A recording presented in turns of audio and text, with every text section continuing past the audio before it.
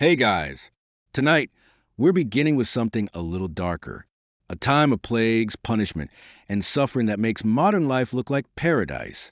We're diving into medieval Europe, not the romantic version from movies, but the actual, brutal, devastating reality. And I need to tell you right now, you probably wouldn't last a single day. Before we jump into this dark journey, I'd love to know something personal. Where are you watching from tonight? What time is it for you? There's something special about knowing who's joining me from around the world to explore how utterly catastrophic life used to be. Let me know in the comments. I genuinely love reading where you're tuning in from. Now, here's what I recommend. Dim your lights. Maybe turn on a fan for that soft background hum. Something to create atmosphere. Get comfortable, because we're about to step back 700 years into a world that was actively designed to break you down day after day until your body just gave out. If you find this kind of immersive, dark history interesting, consider subscribing, but only if this genuinely speaks to you. I'd rather have people here who actually want to be here than people just scrolling through. Now, let's ease into tonight's story. Together, congratulations, you've just woken up, but not in your bed, not in your modern home. You're in medieval Europe. Let's say it's 1350. London. You're not anyone special. You're just a regular person living a regular medieval life. And the smell hits you before you even open your eyes. Close your eyes for a moment and imagine this. You wake up in a small wooden hut. The room is dark. There are no windows, just cloth hanging over openings. Maybe 12 feet by 15 feet. That's your entire world. Your entire family lives in this space. Your parents, your siblings, possibly a pig, possibly chickens. Possibly a cow if you're wealthy enough. Your bed is straw, not clean straw. Filthy straw that smells like a barn because it literally was a barn 3 months ago. There's no memory foam, no pillows, just a wool blanket that hasn't been washed since last winter and now weighs roughly as much as a small cow from accumulated grime, sweat, and bodily fluids. You hear the church bell clanging in the distance. It's loud, unnecessarily loud. It's the medieval version of an alarm clock, only without the snooze button and with the added spiritual obligation. You have to get up. Prayer waits for no one. But here's the thing that hits you first. Not sight, not sound. Smell. It's thick, suffocating.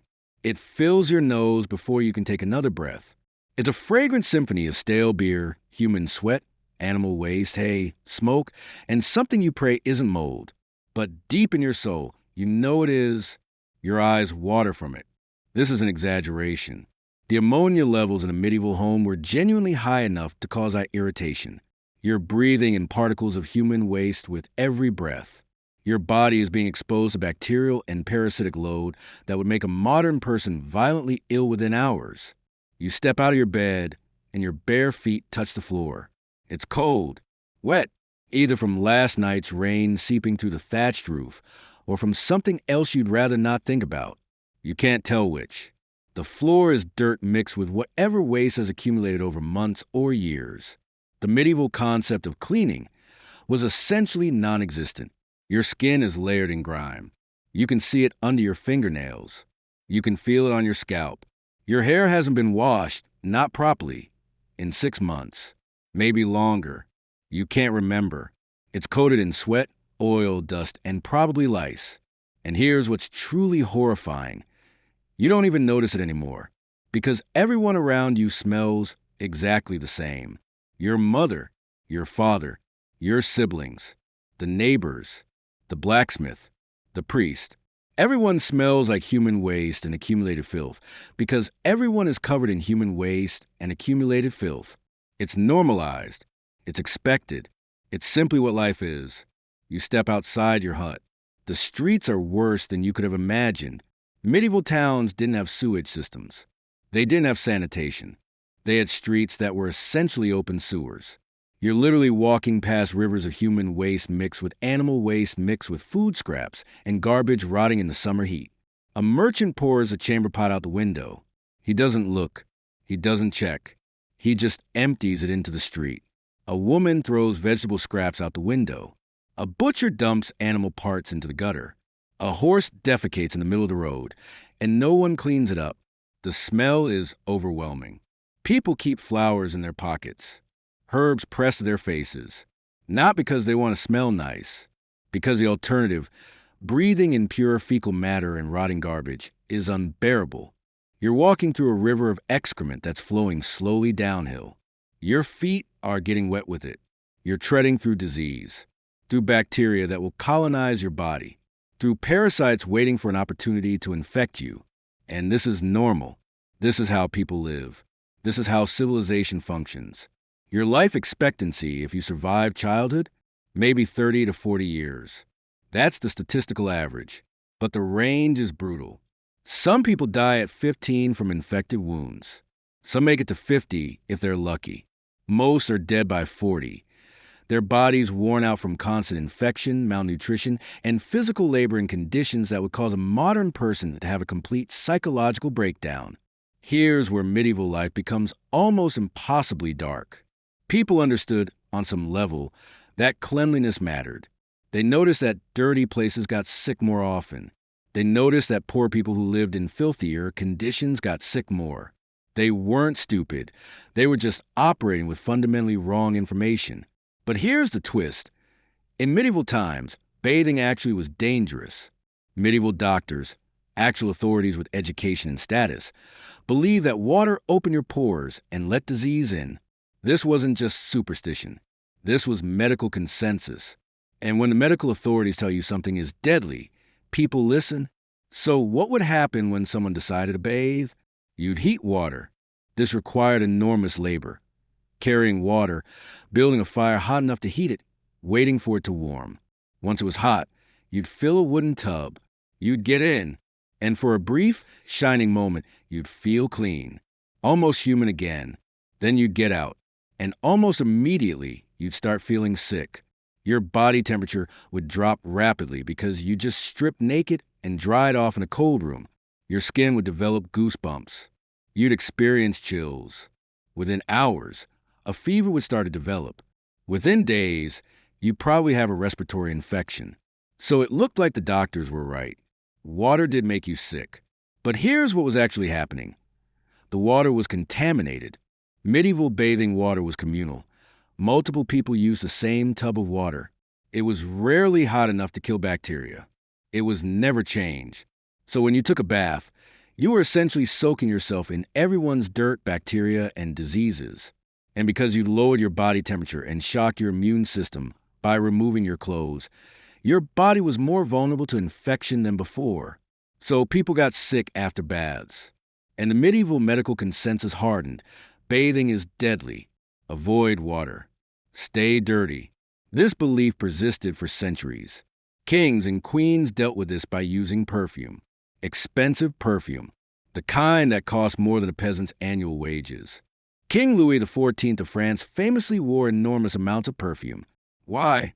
Because the alternative, smelling like a literal sewer, was intolerable. Medieval nobility had the wealth and resources to bathe regularly. Instead, they chose to wear expensive scents while remaining covered in parasites and filth. They'd rather smell nice than be clean. And because cleanliness was literally dangerous in medieval conditions, they were probably right. If you're already living in filth, with your immune system constantly fighting off parasitic infections and bacterial contamination, then yes, taking a bath might actually push you over the edge. The shock to your system, combined with exposure to contaminated water, might be enough to kill you. So medieval people had accidentally discovered something true. In an unsanitary environment, bathing could be deadly. But instead of fixing the environment, they just decided never to bathe. It's like if your house was infested with mold, and instead of cleaning it, you decided that mold removal was deadly, and you just lived with the mold forever. Except the mold was made of human waste, and you lived in it, and no one questioned whether there might be a better solution. Here's what most people miss about medieval sanitation. It wasn't just disgusting. It was actively destabilizing civilization, because diseases that spread through filth don't care about rank. They don't care if you're a king or a peasant. If you're surrounded by human waste and parasites, you're getting infected. Picture a summer day in 1348, a medieval village. 30% of the population gets dysentery simultaneously. Dysentery is basically your digestive system attacking itself.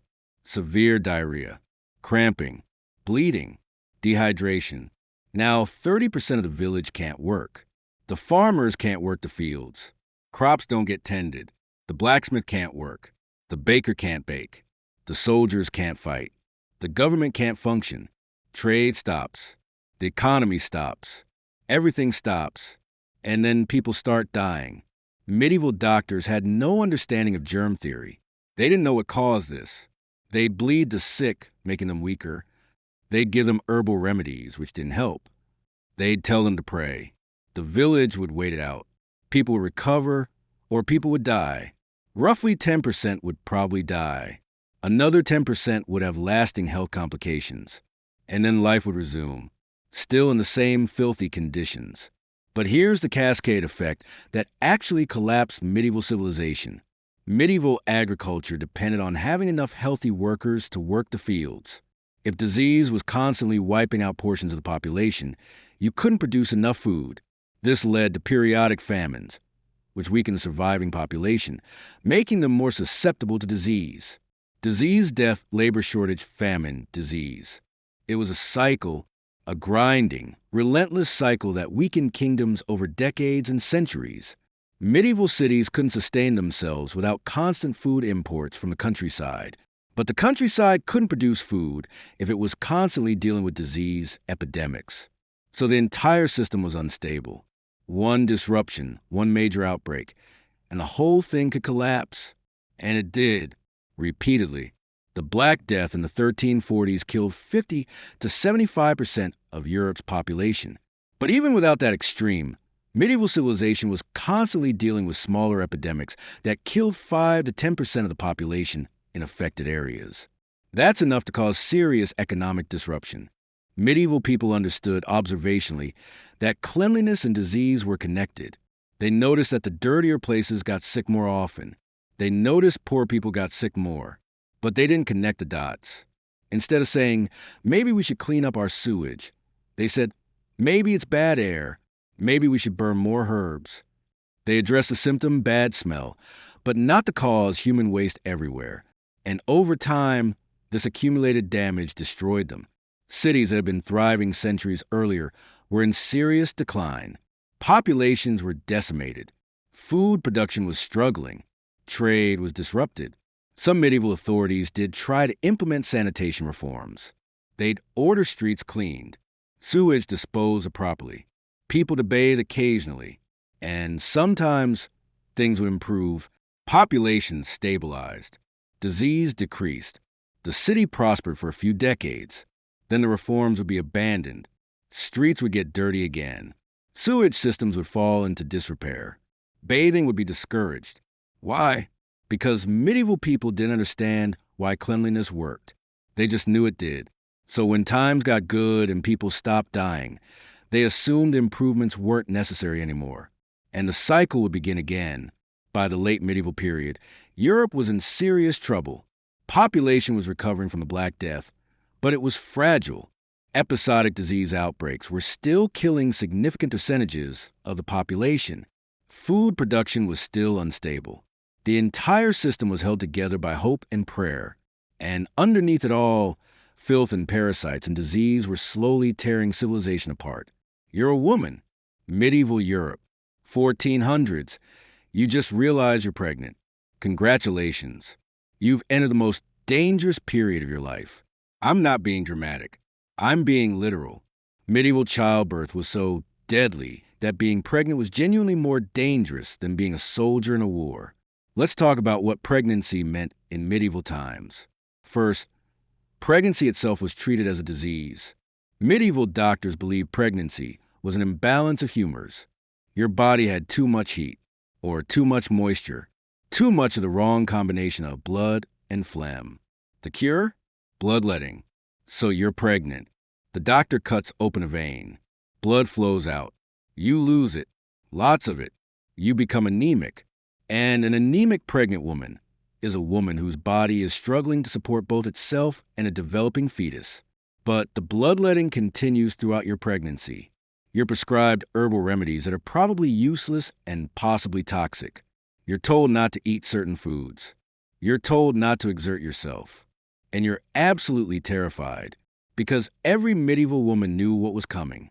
Your mother nearly died giving birth. Your sister died giving birth. Your best friend died giving birth 2 years ago. Medieval women weren't ignorant of the dangers. They knew. They prepared for the possibility that they wouldn't survive. Some women wrote wills before going into labor. Some said goodbye to their families. You reach your due date, but here's the problem. Nobody actually knows when you're due. Medieval medicine didn't have ultrasounds, didn't have accurate ways to date pregnancies. Doctors would just make guesses, sometimes wildly inaccurate. You might deliver a month early, 2 months late. You might miscarry because your pregnancy was further along than anyone thought. And miscarriage was like mini childbirth with all the attendant risks. You'd go into labor. You'd deliver a dead fetus. You'd probably get infected afterward. You'd be blamed for it. Medieval society believed miscarriage was your fault, your moral weakness, your impure thoughts. But let's assume you make it to term. Let's assume you go into labor. Now the actual horror begins. Medieval childbirth happened at home. No hospitals, no doctors, maybe a midwife who had experience, maybe just your mother or a neighbor who'd attended birth before. That's it. No sterile equipment, no antibiotics, no way to handle complications. The labor could last for days, 3 days, 4 days, 5 days of continuous contractions while your body slowly pushed a 7 or 8 pound human being through a small opening. You'd scream. The midwife would tell you to push harder. You'd grip whatever you could grip. You'd pray. You'd recite religious chants. Your body would slowly, agonizingly slowly, push the baby out. And the whole time, you're aware this could kill you. Sometimes the baby would come out breech, facing the wrong direction. The midwife would try to pull the baby out backward. The baby would die from the trauma. You'd probably die too from internal bleeding or infection. Sometimes the baby was just too big, your pelvis too small. You'd labor for days. Days of unproductive labor. Days where your body tried to do something it physically couldn't do. Eventually, you collapse from exhaustion and dehydration.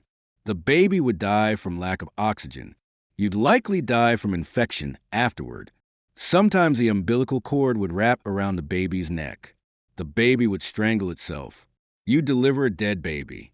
Sometimes you'd have eclampsia. Your blood pressure would spike dangerously high. You'd have seizures. Your body would convulse while you were in the middle of labor. The midwife would just watch, holding you down so you didn't hurt yourself. Then you'd either recover or you'd die. Sometimes the placenta would separate early. You'd start bleeding internally, bleeding heavily, into your abdomen. You'd go into shock from internal blood loss while everyone watched helplessly. Sometimes the placenta would cover your cervix completely. The baby couldn't come out without the placenta coming out first. The baby would suffocate. You'd have to deliver a dead baby. You'd be traumatized beyond measure. Sometimes there was simply dry birth. The amniotic fluid would leak out too early. The baby would have to come out without lubrication. Everything would be friction and pain. You'd deliver the baby, but you'd have massive internal lacerations. You'd bleed heavily. You'd be at high risk of infection. Some women who survived dry birth developed fistulas, tears that never healed properly. They'd spend years leaking urine or feces involuntarily. In medieval society, this made them social outcasts. Or the placenta would be retained. A piece would stay inside you. Over the next few days, that tissue would decompose. Bacteria would colonize it. You'd develop a severe infection. Your fever would spike. You'd become delirious. Within a week to 10 days, you'd be dead. Or you'd die during labor. You'd hemorrhage. You'd have a seizure you didn't recover from. You'd die while still pregnant, with a dead baby inside you. And in some cases, they'd perform a post-mortem delivery.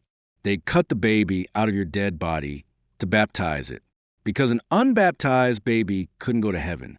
So you'd be dead, but your body would still be cut open to retrieve a baby that was already dead.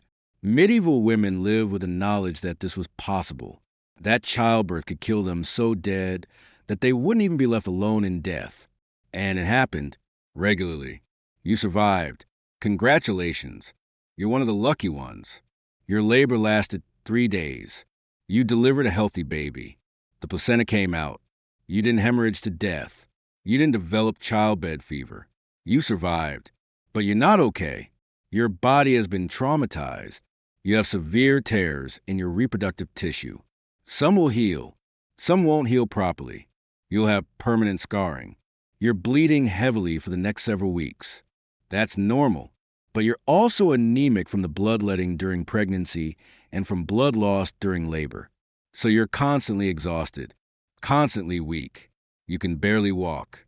Sitting is painful.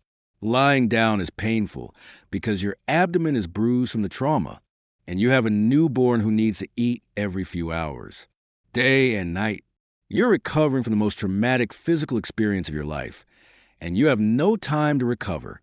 You're in constant pain, exhausted, terrified that any complication means you're going to die, because you know women who die days or weeks after childbirth, who seem fine initially and then developed a fever, an infection. They bled to death. So you're waiting, watching for symptoms. Any pain is concerning. Any fever is terrifying. You're essentially waiting to see if you're going to die. Most medieval women would eventually stabilize. Within a month or two, the bleeding would stop. The pain would decrease. They'd begin to recover physically, but they wouldn't fully recover. The damage would have lasting effects.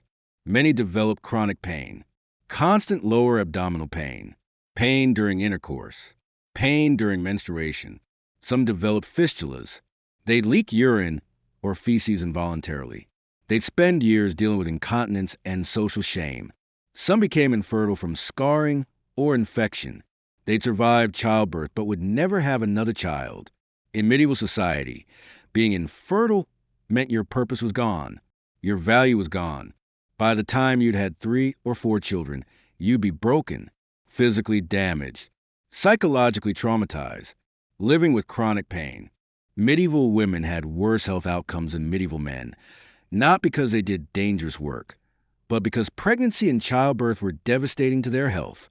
Chronic health problems from childbirth, anemia from repeated pregnancies, infections that never fully healed, fistulas, permanent damage to reproductive tissue. All of this accumulated over years of repeated pregnancies. So a medieval woman might survive childbirth once. By her 5th or 6th child, her body would be broken down, and she'd face the possibility of dying during one of her later pregnancies, when she was already weak, already anemic, already damaged.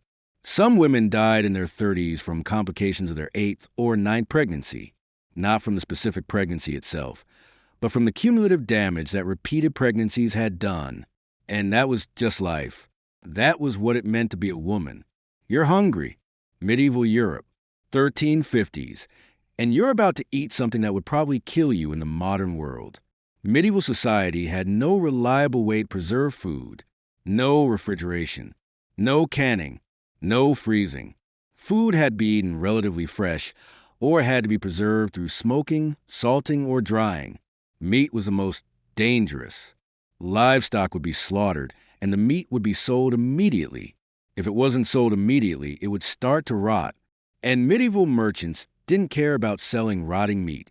In fact, there's evidence that merchants preferred to sell slightly rotting meat because it was cheaper to acquire and they could charge decent prices for it. So you'd go to the market, you'd buy meat, and that meat might be fresh, or 3 days old, or a week old. You wouldn't know. There was no inspection system, no requirements for quality, no liability if the meat made you sick. You'd cook it, but if the meat was already rotting, cooking wouldn't kill all the bacteria or neutralize the toxins the bacteria had already produced. So you'd eat the meat, and a few hours later, you'd feel sick. Game meat, deer, wild boar, was considered superior, more prestigious. But game meat was hung for extended periods. The meat would hang in warm weather, in non-sterile conditions, sometimes with flies laying eggs on it. Medieval nobles would wait until the meat had developed a certain character, until it was properly aged, which sometimes meant the meat was genuinely rotting. Medieval nobles considered meat on the verge of spoiling to be the most desirable. So the wealthier you were, the more likely you were to be eating meat that was basically rotten. Then there was fish. The Catholic Church forbade eating meat on certain days. So fish was a major protein source. And fish goes bad really quickly. Medieval fish would be caught, shipped, possibly for days or weeks, and sold at markets. By the time it reached you, it might be days old. It would smell bad. Medieval people knew fish that smelled bad might be unsafe, but they ate it anyway. Sometimes they covered it with sauces and spices to disguise the smell. Bread, sometimes made with moldy grain. Grain stored in wet conditions where mold developed. The mold included ergot, a fungus that caused serious illness, hallucinations, convulsions, sometimes death. Medieval people would eat bread made with ergot-infected grain regularly. Sometimes ergot poisoning would affect entire regions. There would be a dancing plague. People would have convulsions, hallucinations, vasoconstriction. Medieval people didn't understand this was from the bread. They thought it was witchcraft, divine punishment, demonic possession. Then there was dairy, milk, cheese, butter, all from animals that were often diseased. Cows with tuberculosis, goats with brucellosis. Medieval milk wasn't heated before consumption, so any bacteria would survive. You'd drink it raw. Tuberculosis infected raw milk. Brucellosis infected raw milk. Your diet consisted of meat that might be rotten, fish that was definitely questionable, bread that might be contaminated with ergot, vegetables and fruits with visible mold, dairy that was potentially contaminated. You ate this every day, for your entire life. Your body was constantly fighting off bacterial infections from contaminated food. You've been feeling fine, relatively fine. Your stomach is a little upset. That's normal. Then you eat something. The fish was particularly old. The meat was particularly rotten. Something shifts. Your stomach cramps. Not the usual mild discomfort. Severe cramps. Doubling over kind of pain. You rush to the toilet. You have diarrhea. Severe diarrhea. But there's blood. You're losing blood in your stool. This is dysentery. A bacterial infection attacking your intestinal lining, causing severe inflammation, bleeding, sometimes perforation. Medieval people knew about dysentery. They called it various things, flux, bloody flux, the runs, but they knew it existed, and they knew it could kill you. You continue to have severe diarrhea for hours, then a day, then 2 days. The pain doesn't stop. The bleeding doesn't stop. Your body is losing fluid. You're becoming dehydrated. Your electrolytes are becoming imbalanced. Your intestines are being damaged by the bacterial infection. After a few days, you're extremely weak. You couldn't leave your home. You're losing fluid constantly. You're in severe pain. If you didn't recover, the infection would spread. Your intestinal lining would perforate. Holes would develop. Fecal matter would leak into your abdominal cavity. You'd develop peritonitis, a life-threatening infection of the abdominal cavity. You'd be in unimaginable pain. Your abdomen would become rigid. You'd have a high fever. Your body would be trying to fight off an overwhelming infection, and you'd die, probably within a few days. Or you develop sepsis. The infection would enter your bloodstream. Your organs would start to shut down. You'd go into shock, and you'd die. Medieval doctors understood that dysentery could be fatal, but they had no effective treatment. They'd bleed you, which would make you weaker. They'd give you herbal remedies, which wouldn't help. They'd tell you to rest and pray. You'd either recover, if your immune system was strong and the bacterial load wasn't too high, or you'd die. And dysentery wasn't the only food poisoning disease. There was typhoid, typhus, brucellosis from contaminated dairy, tuberculosis from raw milk, ergot poisoning from moldy grain.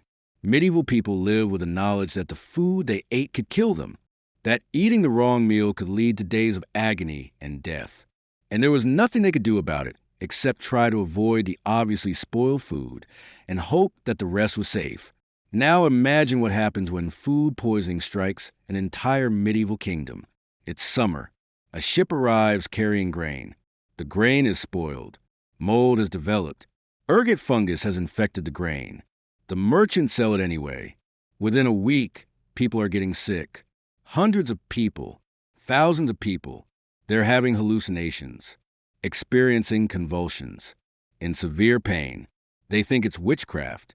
They think it's divine punishment.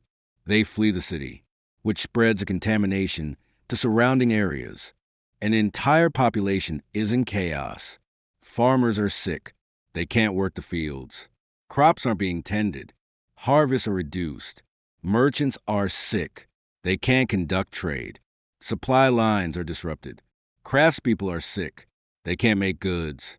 Goods become scarce. Soldiers are sick. They can't fight. The kingdom is vulnerable to invasion. Government officials are sick. They can't make decisions. The government becomes dysfunctional. All of this happening simultaneously. Food production is down. Trade is disrupted. Defense is weakened. Government is dysfunctional. The population is sick and starving and terrified. If the kingdom survives this initial crisis, if enough of the population recovers, it will emerge weaker. The population will be malnourished from the period of reduced food production. The immune system of the population will be weakened from the infection. So the next disease that comes along, plague, smallpox, anything will hit harder, will spread faster, will kill more people.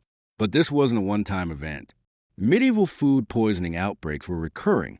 Every few years, there would be an outbreak of some kind of foodborne illness. And each time, the population would be weakened, the economy would suffer, the kingdom would be set back. Over time, this accumulated damage would add up.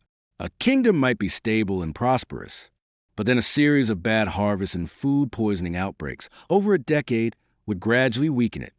Population would be chronically malnourished, economic growth would stagnate, military power would decline, and the kingdom would be vulnerable to external threats.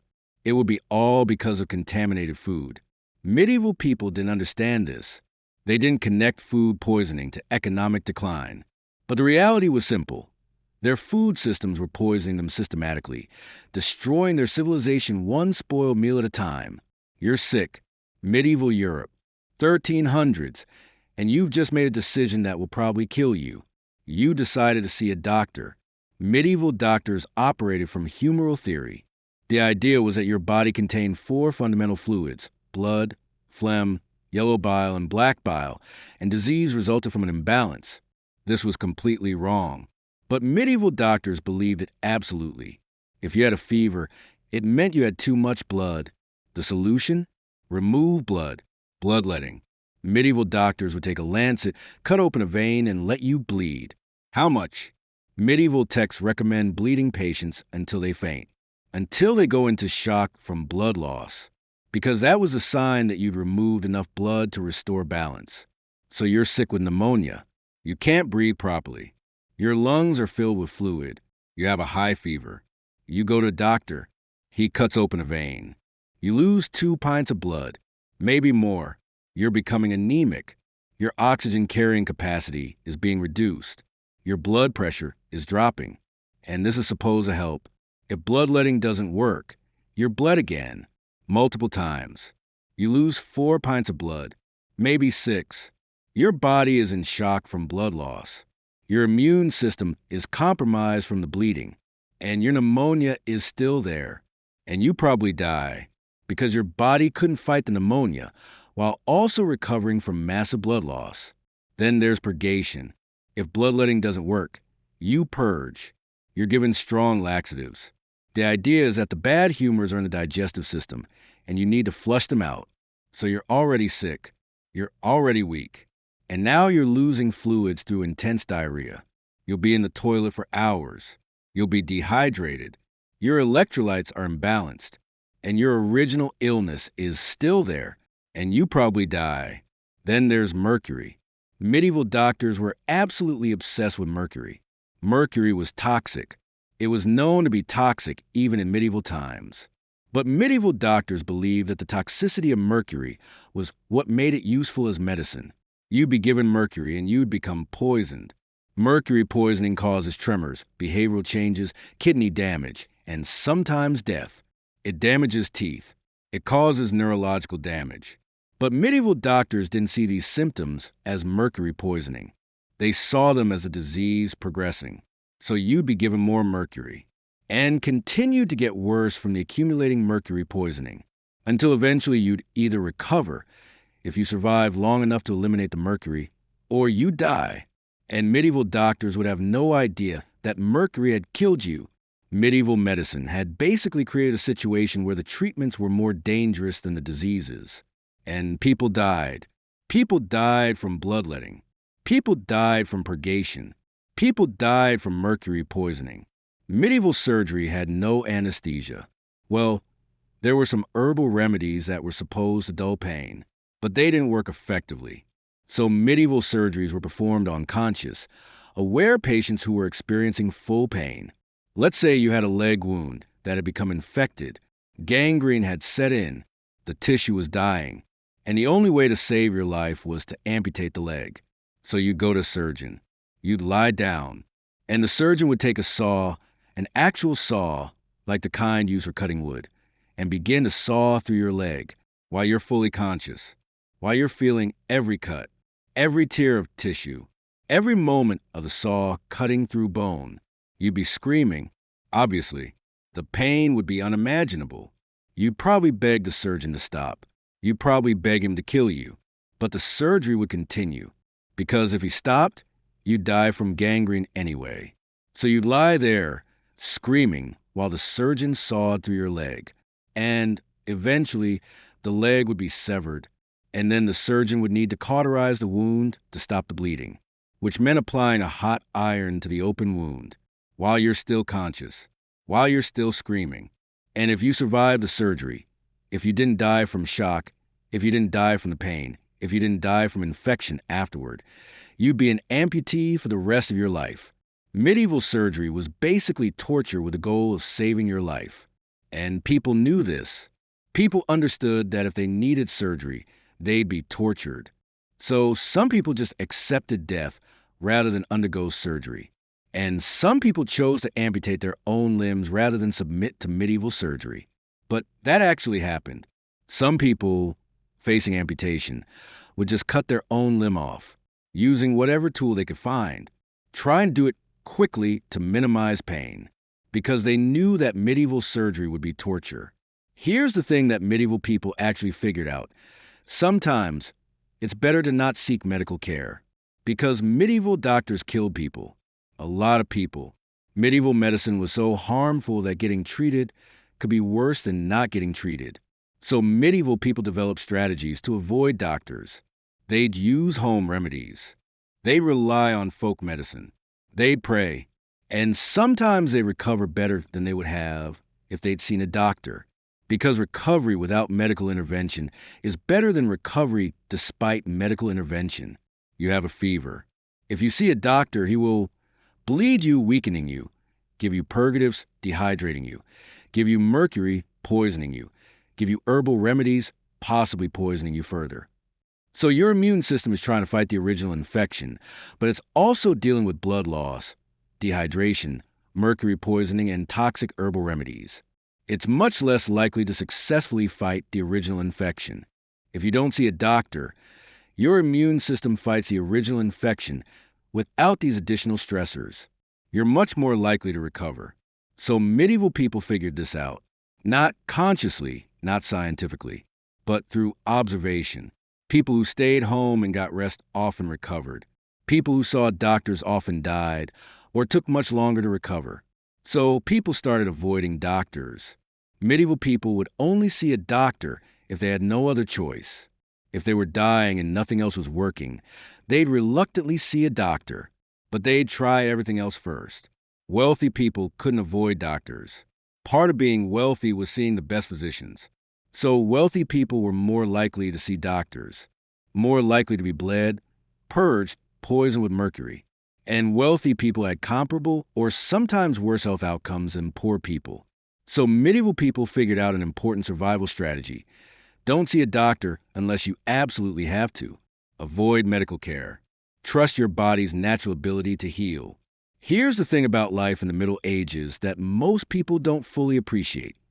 Everyone was violent. The idea of law and order mostly meant hoping the local lord wasn't in a bad mood. Violence was everywhere. In the home, in the streets, on the battlefield, in church disputes, and sometimes in line at the communal bread oven. Crime was common. Punishment was brutal. Justice was more performance art than protection. Steal a loaf of bread, you could lose a hand. Your dominant hand, usually, because medieval judges understood that losing your hand would cripple you economically. You'd never work the same way again. You'd be permanently marked as a criminal. Accused of lying, your tongue might get pierced. A metal rod driven through it. For correction, of course. Gossip too much? Meet the scold's bridle. A metal mask strapped to your head with bar in your mouth, forcing your tongue down. You'd be locked in it for hours, sometimes days, often in public where everyone could see. It was humiliation as official punishment. Women were especially targeted by this. You'd be locked in the bridle, unable to speak, in front of your entire community. The message was clear. Women who speak too much, who challenge authority, who gossip, deserve to be silenced and humiliated. Now, let's say you're accused of something serious. Heresy, theft, witchcraft. How do you prove your innocence? By being tortured, obviously. Welcome to trial by ordeal. One version. You stick your hand in boiling water to retrieve a stone. If it heals without infection in 3 days, you're innocent. If not, you're guilty. But here's the horrifying part. Even if you were innocent, even if your hand healed perfectly, you have suffered horrific burns. You'd have lasting scarring. You'd have pain for months, maybe forever. Another option, you're tossed into a river. If you sink, you're innocent and probably dead. If you float, you're guilty and will be punished anyway. The logic being that water, pure and innocent, will reject guilty sinners by making them float. It's like a medieval game show where the prize is survival, and the host is actively rooting against you. If you're guilty, you're dead. If you're innocent and sink, you're dead. If you're innocent and float, you're executed as a criminal. There's no winning. And if you're sentenced to death, that's a public event. Executions are performed in front of cheering crowds. Hangings, beheadings, burnings. Sometimes people bring snacks. It's the medieval equivalent of cable TV. Children would watch. Entire families would bring lunch and make an afternoon of it. Crucifixion wasn't common in medieval Europe, but other forms of execution were creative and brutal. You could be hanged, drawn, and quartered. Your body would be torn apart while you watched. Pieces displayed in different parts of the kingdom as a warning. Or you could be broken on the wheel. Your body placed on a large wooden wheel. Your limbs broken one by one. The wheel lifted up and displayed for birds to eat your flesh. Or you could be flayed. Your skin removed. While you were still alive. These weren't theoretical punishments. People experienced these. Medieval records document them in detail. There are accounts of nobles attending executions for entertainment, discussing the details over dinner. Domestic violence was completely normal. Husbands were allowed, even expected, to discipline their wives and children. There was nothing illegal about beating your family. In fact, there were medieval texts that gave advice on how to beat your wife properly, using rods instead of hands, hitting her where marks wouldn't show if you wanted to hide it from society. Street fights were commonplace. You could be beaten just for looking the wrong way at a noble's horse. You could be assaulted for walking through the wrong neighborhood. Street violence was random, sudden, and mostly unpunished. And war was always simmering. Local feuds, territorial disputes, religious crusades. Someone's always marching off to stab someone else in the name of honor, God, or boredom. Mercenaries roamed the countryside. Bands of soldiers with no loyalty to anyone, just looking for the next paycheck.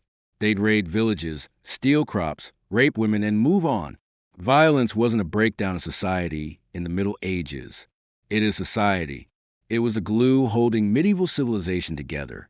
Authority was maintained through violence. Property was protected through violence. Disputes were resolved through violence. Everyone lived with the constant knowledge that life is fragile, justice is arbitrary, and your neighbor might bash your head over a pig, or over perceived slight, or for no reason at all other than that he was drunk and felt like it. So you walked carefully. You kept your eyes down. You never trusted anyone with a club, and you accepted that violence was just part of existing. Now, let's talk about religion, because it was everything. Religion isn't just part of life in the Middle Ages. It is life.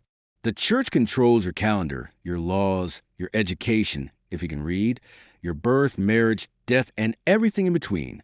Think of it as your spiritual landlord, and you're always behind on rent. Every day is structured around prayer bells. The town church bell rings in the morning, calling people to morning prayers. It rings at noon, Angelus, reminding people to pray and reflect. It rings in the evening, calling people to evening prayers. Not because people need reminders, but because missing prayer is a sin. If you miss prayers, that's a sin. If you forget to bow when the priest passes, sin. If you eat meat on a Friday, the day of abstinence, sin. If you think about your neighbor's wife during a moment of weakness, double sin. You've sinned in thought, even if you didn't act on it. And yes, hell is very real, vividly real. Priests describe it in glorious detail during sermons. Rivers of fire, lakes of boiling blood, demons with pitchforks torturing people who didn't pray hard enough, eternal wailing, the sense that you will burn forever in agony, conscious the entire time, begging for death that will never come. Medieval hell isn't a concept. It's a place. A physical place where real people who didn't pray enough will be tortured forever. If the plague doesn't scare you, eternal damnation definitely will. You can't read the Bible yourself because it's written in Latin, a language reserved for monks, clergy, and that one noble kid who's too good for dirt. You rely entirely on the church to interpret everything for you. That means if the priest says your crop failure is because you didn't pray hard enough, well, time and kneel harder and pray more intensely. If the priest says your daughter's sickness is because you sinned, you'd better confess and do penance. The priest becomes the arbiter of truth in your life. Tithes, a tenth of everything you own, are mandatory. The church doesn't negotiate. If you grow wheat, you give wheat. If you raise chickens, you give eggs. If you have livestock, you give livestock. If you have nothing, congratulations. You're spiritually bankrupt and financially doomed. Holidays are holy days. Dozens of them. And while they offer breaks from labor, they're not for fun. It's attending Mass, fasting, confessing sins, and reminding yourself that joy is a dangerous indulgence. The church teaches that pleasure is sinful, that joy distracts from spiritual devotion, that your suffering is meaningful and should be accepted with grace. Questioning the church is dangerous. Heretics are burned. Witches are drowned. Blasphemers are flogged. Skeptics are quickly reformed, usually through torture. If you suggest that maybe the church is corrupt, or that priests shouldn't be accumulating wealth while peasants starve, or that the Pope shouldn't be living like a king, you're a heretic. And heretics are burned at the stake. So you don't question. You go through the motions. You chant.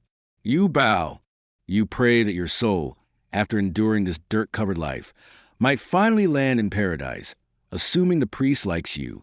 Because in the Middle Ages, God may be merciful, but the church, not so much. The church controls birth. Priests baptize babies and determine who's legitimate and who's not. Bastards have fewer rights. Bastards have fewer opportunities. The church controls marriage. You can't marry without church approval. The church could annul your marriage if they decided it was invalid.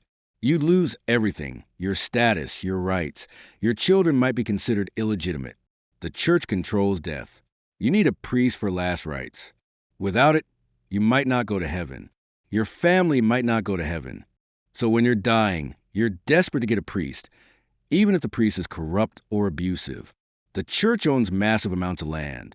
The clergy is wealthy. The church accumulates gold and jewels while peasants starve. But you can't complain, because that's blasphemy. The church teaches that your suffering is God's will, that accepting suffering with grace is a path to holiness. So even if your life is brutal and painful, you're supposed to accept it and be grateful that God has given you this opportunity to suffer and grow spiritually. And it works. It actually works. Centuries of indoctrination and fear have created a population that accepts the unacceptable. You're starving? God's will. You're sick? God's will. Your baby died? God wanted your baby in heaven more than he wanted you to have a living child. The church answers everything with God's will. So resistance becomes futile. Not because you're weak, but because resistance against God's will seems pointless. And that's the power of medieval religion. It's not just spiritual control. It's psychological control. The church makes you accept suffering as virtue, makes you believe that your pain is meaningful, makes you feel that complaining is a sin. So you suffer silently. You pray. You hope. You accept that this is just how life is. And the church maintains control through fear and the promise of eventual reward. You're going to smile. Medieval Europe, 1250s. And if you do, people are going to see something horrifying. Your teeth are rotting. Not a little bit. A lot. The enamel is broken down. You have cavities. Multiple cavities. Some so deep that you can see into the tooth. Your gums are inflamed. They're bleeding when you eat. You probably have an abscess, a pocket of infected pus below one of your teeth, and you're in constant pain. When you eat, when you drink hot or cold beverages, when you breathe in cold air, constant, low-level pain that never quite goes away. Welcome to medieval dentistry, or rather, the complete absence of medieval dentistry. Medieval people ate a lot of sugar, not in the form of candy or soda, but in forms that were common in medieval times. Honey, dried fruits, bread made from white flour, and they had no way to clean their teeth effectively. Medieval toothbrushes were basically sticks. You'd find a twig or a small stick, and you'd chew on it or rub it against your teeth. This didn't actually clean your teeth. It just damaged the gums more. Some medieval people used cloth to try to clean their teeth, rubbing cloth against their teeth. This was marginally better than using sticks, but it still wasn't effective. There was no toothpaste as we know it. Medieval people might use crushed herbs, brick dust, charcoal. These were abrasive and might remove some surface buildup. But they also damaged the teeth. So medieval people's teeth would have a layer of buildup, plaque, tartar, and no effective way to remove it. And because they weren't removing it, it would harden. It would irritate the gums. It would trap bacteria, and the bacteria would cause decay. Medieval teeth were basically never cleaned, not effectively. So decay was inevitable, and decay would spread. Once a cavity started, it would expand. Bacteria would get into the tooth. The tooth would start to die, and the infection would spread to the root of the tooth. And then you'd have a tooth abscess, an infected pocket of pus at the root of the tooth, and the pain would be unimaginable. A tooth abscess in medieval times was a serious problem. The infection could spread. It could cause a systemic infection, blood poisoning that could spread to your brain or your heart. People died from tooth abscesses. Not frequently, but it happened. Most people didn't die, but they had to live with the constant pain, and there was basically nothing they could do about it. Medieval people would try various home remedies. They'd rinse their mouth with salt water. They'd try herbal concoctions. They'd pray. They'd use poultices applied to the cheek outside the infected tooth. Some of these remedies might provide temporary relief, but they wouldn't cure the infection. The tooth would still be infected. The abscess would still be there, and the pain would return. Some medieval people would try to drill the tooth themselves, using a small tool, trying to reach the infection inside the tooth. And sometimes they'd succeed in releasing some of the infected pus, which would provide temporary relief. But the tooth would still be infected. Eventually, the abscess would reform, and the pain would return. Now here's where it gets dark. Because the only real solution, the only way to permanently stop the pain, was tooth extraction, removing the tooth completely. And in medieval times, tooth extraction was medieval torture. Your teeth are rotting. You're in severe pain from an abscess. You can't eat. You can't sleep. The infection might be spreading. You have to do something. So you go to someone who claims to be able to help. A tooth puller, a barber surgeon, someone who extracts teeth. And you're about to make a decision that might kill you. Medieval tooth extraction was performed by people who had no medical training. Barbers often performed tooth extractions as part of their services. Some were more skilled than others, but none of them had any real knowledge of dentistry. And they had no anesthesia, no pain management, no antibiotics to prevent infection afterward. You'd go to the tooth puller. You'd sit in a chair or stand. The tooth puller would look at your tooth and ask you to point out which one was hurting. And then they'd take their tool, a dental key or a pelican, or some other medieval dental instrument, and they'd get to work. The dental key was basically a lever. The tooth puller would place it against your tooth and use it to try to pry the tooth out. By applying pressure to the tooth and rotating, they'd try to break the ligaments holding the tooth in place. And it would hurt. Incredibly, you'd feel the pressure. You'd feel the tooth moving in its socket. You'd feel pain shooting through your jaw. And you'd be screaming, probably begging the tooth puller to stop. But they'd continue. The tooth would eventually come loose, and it would come out, and you'd have a socket where your tooth used to be, and you'd be bleeding heavily. The socket would be bleeding. Your mouth would fill with blood, and the tooth puller would pack the socket with something, cloth, herbs, whatever, and tell you to bite down. And then you'd go home with a missing tooth, with a bleeding socket, with extreme pain. And here's where the real danger begins. Infection. A tooth socket is basically an open wound. And in medieval times, open wounds got infected constantly. So you'd go home. You'd try to keep the socket clean, but there was no way to keep it clean in medieval times. You'd eat food. Food particles would get in the socket. Bacteria would colonize it, and the socket would become infected. You'd develop a fever. The infection would spread. You might develop a systemic infection, a blood infection that could be fatal. Some medieval people died from infected tooth sockets. The infection would spread to their brain. They'd develop a brain abscess, and they'd die. More commonly, people would survive but would have complications: chronic pain, swelling, difficulty eating or swallowing, all from having had a tooth extracted. Sometimes the tooth puller would actually damage the jaw while extracting the tooth. They'd pull too hard. The jaw would break. The person would have a fractured jaw. And in medieval times, a fractured jaw was extremely dangerous. The jaw wouldn't heal properly. It would heal misaligned. The person would have permanent difficulty chewing. Or the fracture would become infected, and the person would develop osteomyelitis, bone infection, which could be fatal. Sometimes the tooth wasn't even a problem. Medieval tooth pullers couldn't always identify which tooth was the source of the pain. A person would come in saying their tooth hurt. The tooth puller would make an assumption about which tooth it was, and they'd extract the wrong tooth. So you'd go in with one bad tooth. You'd come out with 2 teeth missing, the bad one, and the tooth puller mistakenly extracted, and the pain might still be there, because the original bad tooth was still there. So you'd have to go back. You'd have to have another tooth extracted and risk the same complications.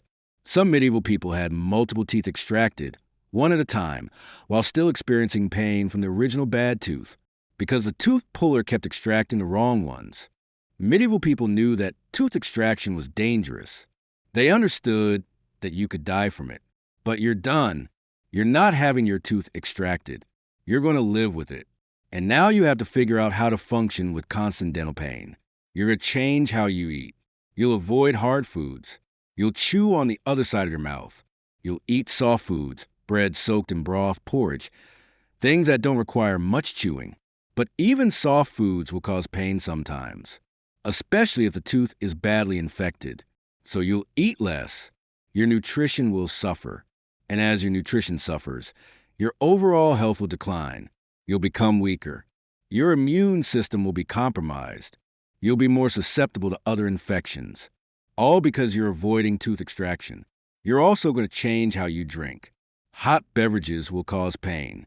Cold beverages will cause pain. You'll drink things that are room temperature, if you can find them. You're going to suffer from sleep disruption. The pain will wake you up at night. You'll have trouble falling asleep because you're aware of the pain. You'll be chronically sleep deprived, and sleep deprivation will affect your health, your mood, your immune system, You'll become irritable, depressed. You'll struggle to function, all because of the pain from a rotting tooth. And you'll try various remedies to manage the pain. You'll rinse with salt water. You'll use herbal remedies. You'll apply warm cloths to your cheek. Nothing will actually fix the problem. They're just temporary palliatives. So you'll live with the pain. Day after day, year after year, medieval people who lived into old age would have missing teeth. Most of their original teeth would be gone, some from decay, some from extraction, some broken from trauma. They'd have adapted to eating soft foods. They'd probably have some difficulty speaking. They'd carry the marks of a lifetime of dental pain. And it was just normal. That was what aging in medieval times meant. You started losing your teeth in your 30s. By your 50s, you probably had very few left. Medieval people tried to hide their bad teeth. They'd smile without opening their mouth. They'd avoid situations where they had to open their mouth because they were aware that bad teeth were seen as ugly, as a sign of poor health or poor living. So medieval people's smiles were closed. They wouldn't show their teeth, and this affected their social life. You're suffering from dental pain. You're avoiding foods you like. You're sleep deprived.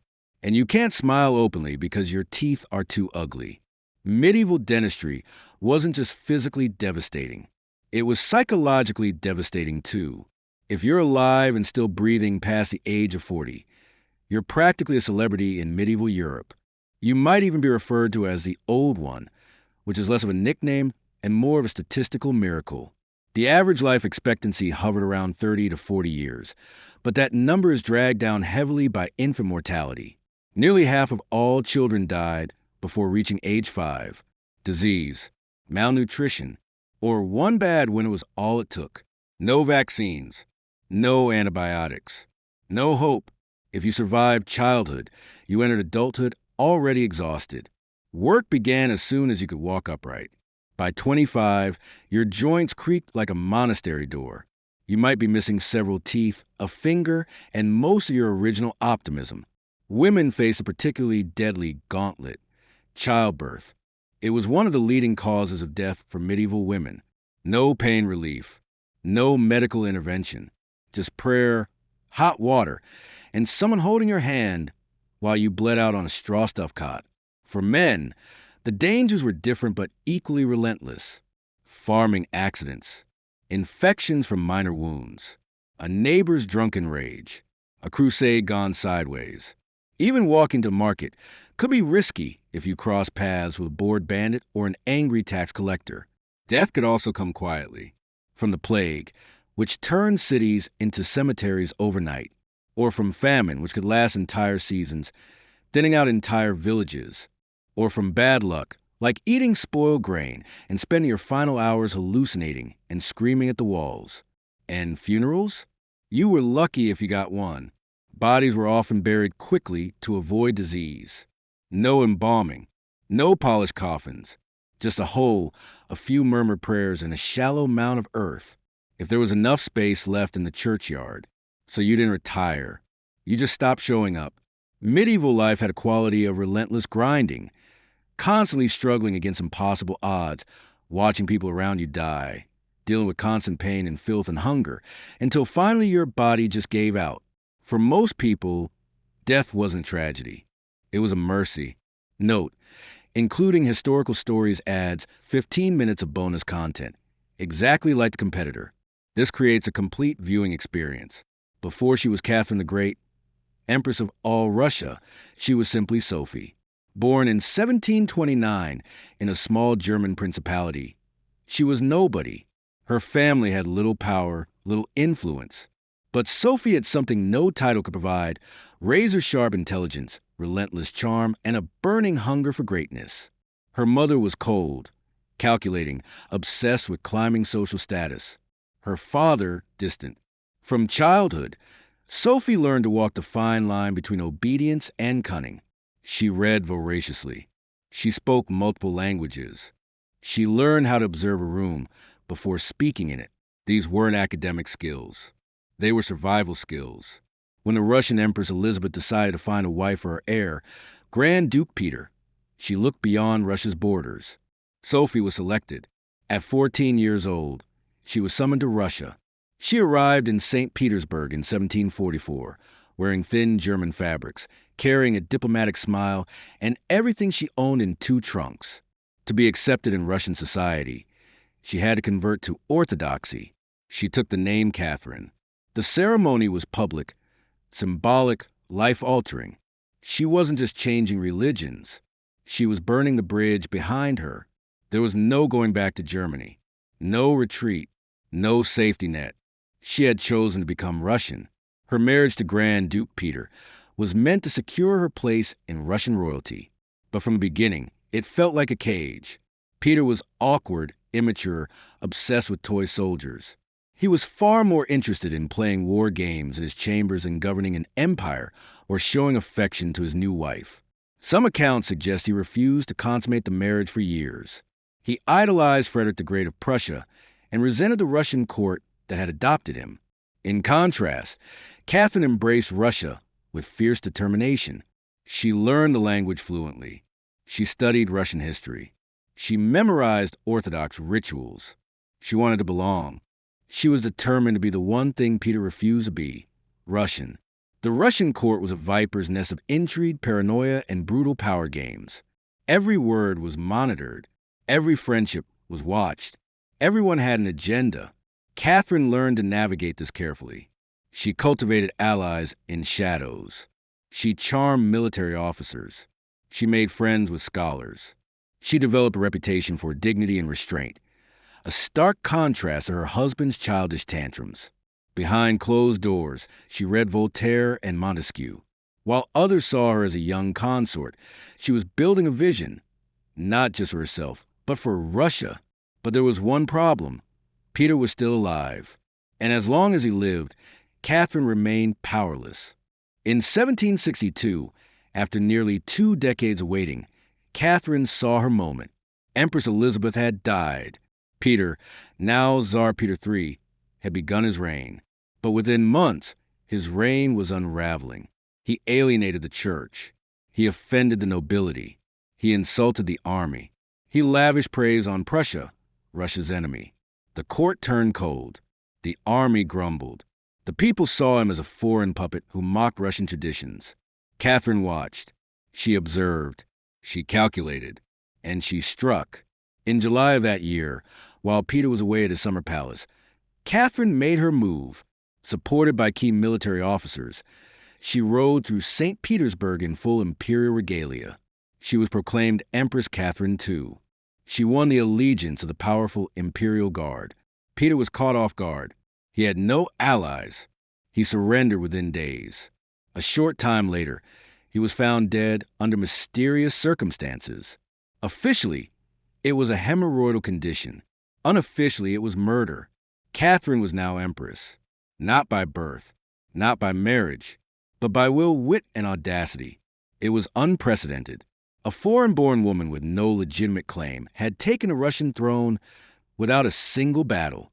But her real challenge was just beginning. She had to transform that bold grab for power into a lasting legacy. Would Russia accept her?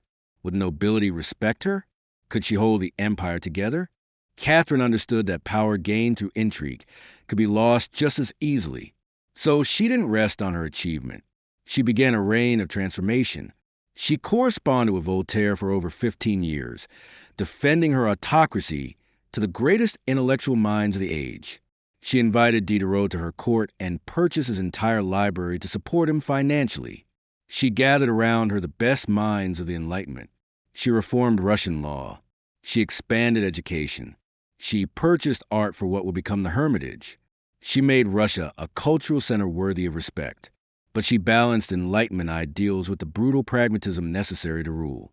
She reaffirmed the nobility's control over their serfs to keep them loyal, even as she philosophized about the rights of men. She was a philosopher queen in theory, a practical autocrat in practice. Over 3 decades of rule, Catherine expanded Russia's borders by over 200,000 square miles. She captured Crimea. She secured warm water ports on the Black Sea, something Russian rulers had coveted for generations. She participated in the partitions of Poland, carving up an entire nation with her neighbors. By the end of her reign, Russia was wealthier, larger, and more formidable than it had ever been. She died in 1796, leaving behind an empire secure, expanded, and legendary. In the humid depths of the Chiapas jungle in southern Mexico lie the ruins of Palenque, whispers of the ancient Maya world. Towering temples rise above the canopy, their limestone faces eroded by time, still brimming with secrets. In 1994, one of those secrets revealed itself. A team of Mexican archaeologists led by Fanny Lopez Jimenez was surveying Temple 3, a pyramid next to more famous Temple of the Inscriptions. No one expected to find much until they noticed something odd, a sealed hidden chamber beneath the structure. No looters had touched it. It was pristine. When the archaeologists broke through and lowered themselves inside, they found a stone sarcophagus resting in silence. The air was heavy with the weight of centuries.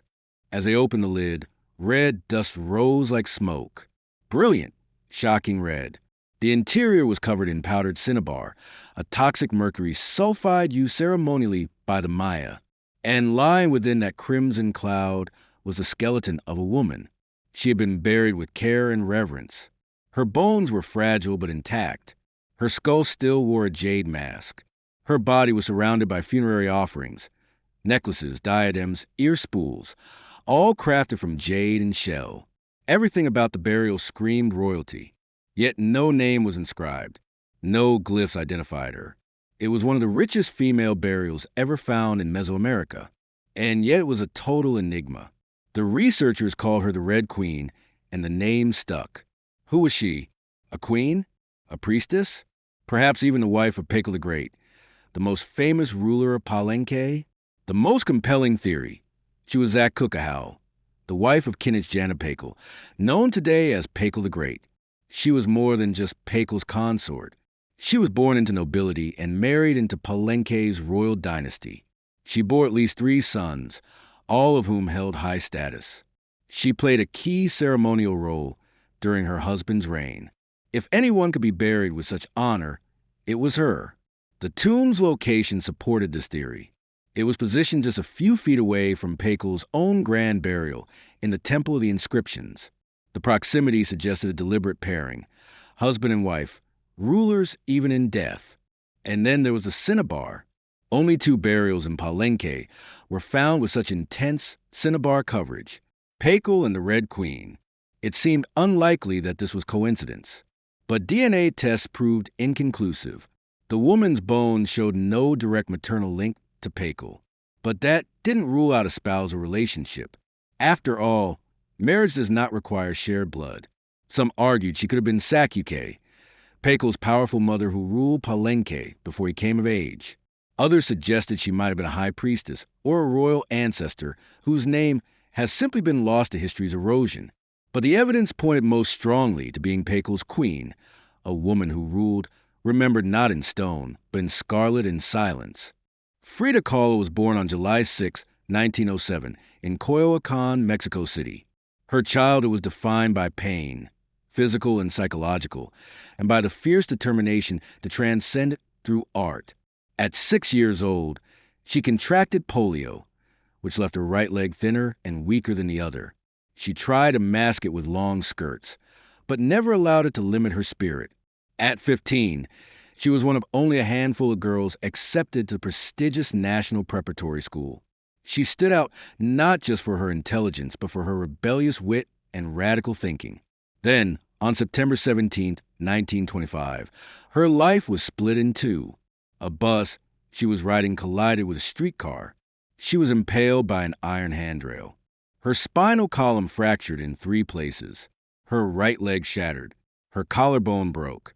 Her shoulder dislocated. She was 18 years old, and her body was destroyed, lying in plaster and agony in a hospital bed.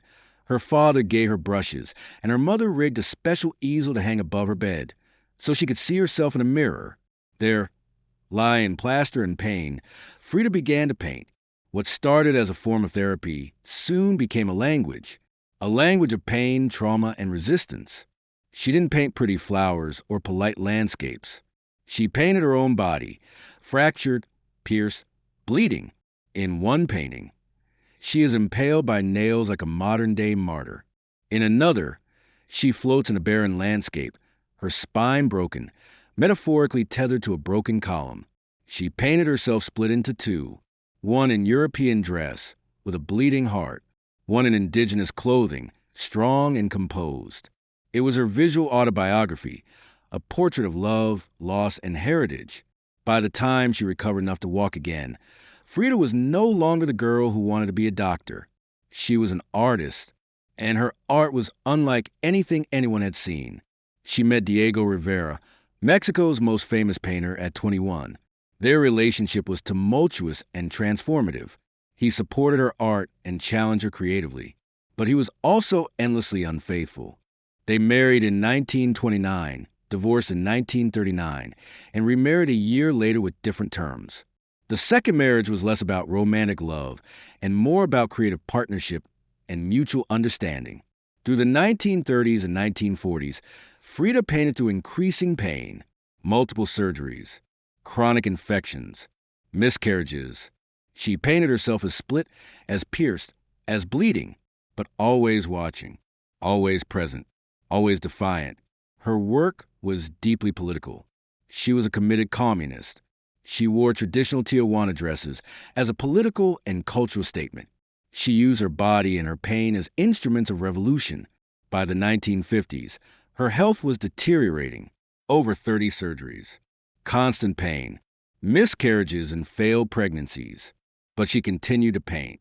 Her last known work was a still life of sliced watermelons. One piece bearing the words, "Viva la vida, long live life." Even in the face of death, she remained defiant and joyful. On July 13, 1954, Frida died at age 47 in the same place she was born, La Casa Azul, the Blue House, in Coyoacán. But her death was an ending. It was a transformation. Frida's face, her unibrow, her gaze, her flowers in her hair, became iconic. Her paintings, once dismissed as too personal or too strange, are now among the most revered in the world. She became a symbol of resistance, feminism, disability, queerness, and creative power. She showed the world that pain could be transformed into beauty, that suffering could fuel art, that a broken body could contain a fierce and unbreakable spirit. Frida Kahlo died in her 40s from the accumulated damage of her bus accident and years of suffering. But she lived in a way that most people never do, with complete authenticity, complete defiance, and complete commitment to art. So here's where we are. You woke up in a medieval hut covered in filth. Within hours, you're breathing in ammonia. Your skin is crawling with parasites. The bacteria from the filth is colonizing your body. Every meal you eat could poison you. Rotting meat, contaminated water, moldy bread. If you're a woman, you're facing a 5 to 10% chance of death every time you give birth. By your 5th child, your body is broken down. If you get sick and see a doctor, he'll bleed you until you faint, purge you until you're dehydrated, poison you with mercury. Your teeth decay with no good solution. You can choose between living with chronic pain or undergoing torture extraction that might kill you anyway. Violence could find you anywhere. The law offers no protection, only brutality. The church controls every aspect of your life, teaching you to accept suffering as virtue. This is medieval life. Not all at once, but all of this constantly accumulating, breaking down your body until it finally gives out. You probably wouldn't last a single day. And yet, medieval people survived. More than that, they found moments of beauty in the darkness. They laughed. They sang songs. They told stories. They fell in love. They created art. They found meaning in suffering. They looked at children and felt hope for the future, knowing that those children would probably die, and they couldn't do anything to prevent it. That's not stupidity or delusion. That's the human spirit. The capacity to find light in the darkest places, to create joy in the midst of suffering, to build community and meaning even when everything is falling apart.